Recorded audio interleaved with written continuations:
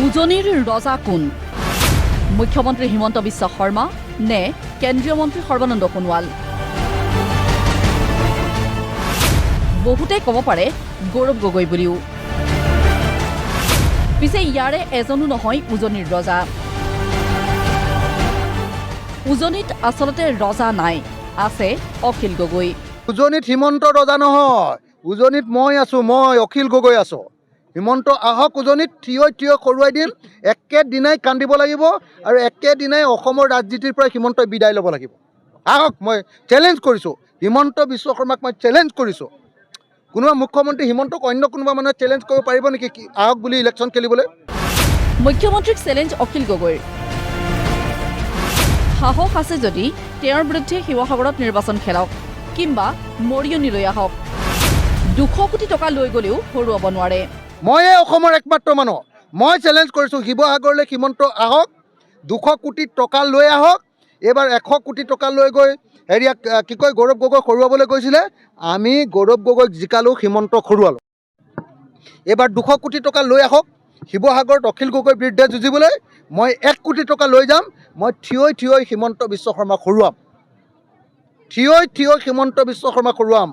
উজনিৰ স্বাভিমানী জাতীয়তাবাদী ভোটাৰে ইহঁতৰ 2 নম্বৰী, দিল্লীৰ ওচৰত চাৰেণ্ডাৰ কৰা 2 নম্বৰী, অমিত শ্বাহৰ ভৰিত ধৰা, নৰেন্দ্ৰ মোদীৰ ভৰিত ধৰি, গুজৰাটী গেঙৰ ভৰিত ধৰি অসমক বিক্ৰী কৰি দিয়া হিমন্ত বিশ্ব শৰ্মাক আমাৰ উজনিৰ জাতীয়তাবাদী ভোটাৰে, শিৱসাগৰৰ ভোটাৰে কেতিয়াও ভোট নিদিয়ে। স্বাভাৱিকতেই আজি মুখ্যমন্ত্ৰীকো প্ৰশ্ন সাংবাদিকৰ, ৰজা কোন উজনিৰ? মুখ্যমন্ত্ৰীয়ে ক'লে অখিল গগৈয়ে ৰজা হৈ থাকক, বাকী ফেচবুক লাইভ কৰিবলৈ নেৰিলেই হ'ল। তেওঁ ৰজা হৈ থাকক, মোৰ কোনো আপত্তি নাই, আমি প্ৰজা হৈ থাকিলে হ'ল। তেওঁ ৰজা হৈ থাকিলে ভাল, আমি প্ৰজা হৈ থাকিলে ভাল। খালি অখিল গগৈয়ে যাতে ফেচবুক লাইভ কৰাটো এৰি নিদিয়ে, ৰাতি চাই ভাল লাগে। যোৱাকালি কি কৈছে, তেওঁ ইংলেণ্ড আমেৰিকাৰ পৰা উকিল আনিব। তেওঁ ইমানখিনিও নাজানে যে ইংলেণ্ড আমেৰিকাৰ উকিলে ভাৰতৰ কোৰ্টত থিয় হ'ব নোৱাৰে, আইন মতেই থিয় হ'ব নোৱাৰে। ফৰেন এডভোকেট ইণ্ডিয়াৰ কোৰ্টত খাৰাই হ'ব নোৱাৰে, এইটো আইনগতভাৱে বেন কৰা আছে। তেওঁৰ ইমানখিনিও জ্ঞান নাই, সেইকাৰণে তেওঁ এজন এণ্টাৰটেইনমেণ্ট দিয়ে। আপুনি এণ্টাৰটেইনমেণ্ট লওক, ৰাতি শুনক, আৰাম পাব। বিষয়টোক লৈ বিজেপিৰ ৰাজ্যিক সভাপতিৰ প্ৰতিক্ৰিয়া, অখিল গগৈৰ লক্ষ্য উজনি নহয়, নামনিহে। ক'ত বা কি কৰে অখিল গগৈ, এতিয়া এইটো আৰু তেওঁৰ কথা, এইটো আমি ক'ব নাযাওঁ। গতিকে উজনিত সভা পাতক, তেওঁ পাতিব পাৰে, নামনিত।